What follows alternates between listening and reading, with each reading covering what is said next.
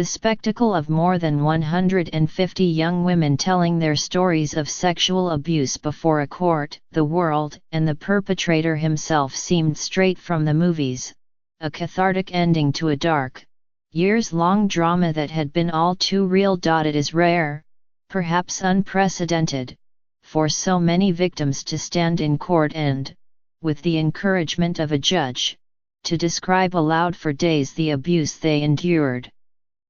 Therapists said that the chance to testify at the sentencing hearing of Dr. Lawrence B. Nassar was worth taking for those who felt ready to do so. The women were taken at their word, they were part of group, bonded by shared experience, and they saw justice done before their eyes. I can't think of a better scenario, said Elaine Ducharme, a psychologist in Glastonbury, Con, who specializes in treating trauma from sexual abuse and other violations. To have the judge hear them, to allow their stories to influence her decisions, and all without putting them through the trauma of an actual trial. Most of them are likely to have felt tremendous relief. Yet such scenarios are rare, as many less prominent victims know. Disclosing a traumatic secret, telling your story in all its awful detail, is a dicey proposition that may or may not bring relief, depending on who's listening and the nature of the trauma itself.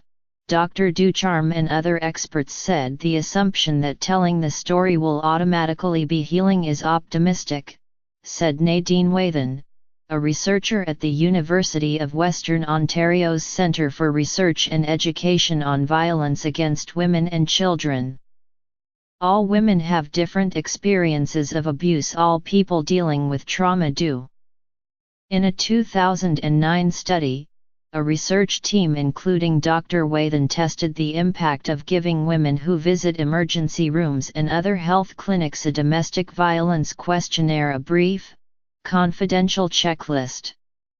Providers got the results of the questionnaire before seeing the women, and advised them based on the added information. The study tracked them over 18 months. The questionnaires made no difference.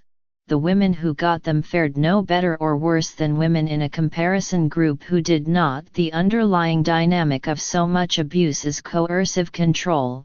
So pushing people to disclose can replicate those patterns of coercion and backfire, Dr. Wathan said. One of the more surprising recent findings was the discrediting of what is called critical incident stress debriefing, the practice, once common, of pushing people still reeling from a traumatic event, like an earthquake or school shooting, to talk through its effects. Studies have found that such debriefings had no impact on subsequent symptoms of traumatic stress for most people and made some individuals feel worse.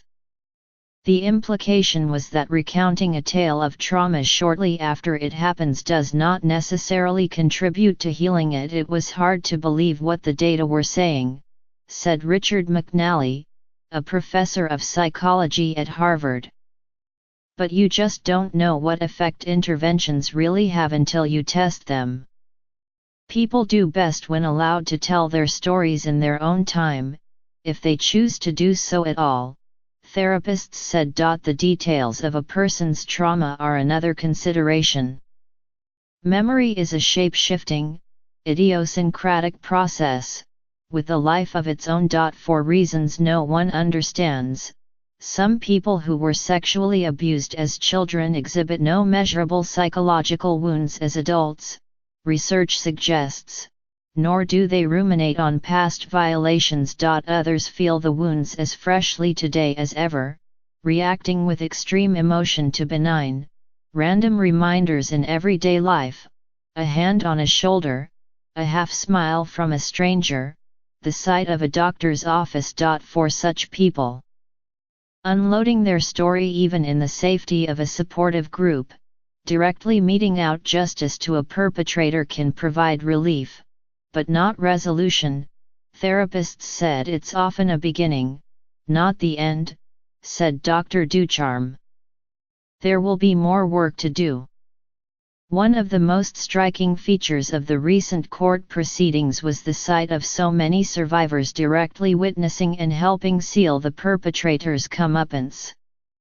Seeing justice done is widely believed to be a psychological bomb in itself, a gratifying, if usually belated, repair of faith.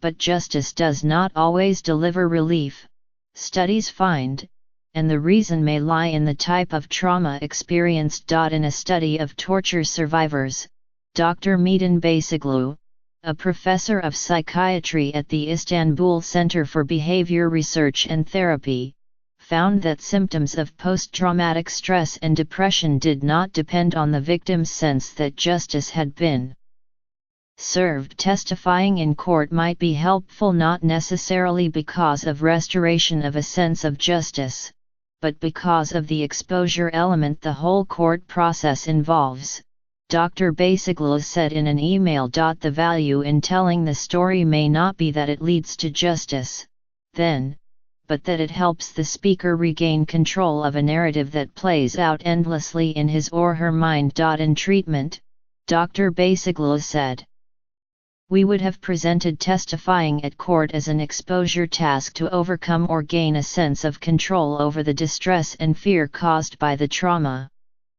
In that sense, the women who told of their abuse so publicly in Dr. Nassar's trial were asserting control not only for themselves, but also for others who weren't yet ready to step in front of the cameras. The women who did not report their stories, the important thing is that they should not feel guilty about it," said Judith Alpert, a professor of applied psychology at New York University. "They all have their reasons, and they're good ones: fear that their family would fall apart, or how their spouse would react.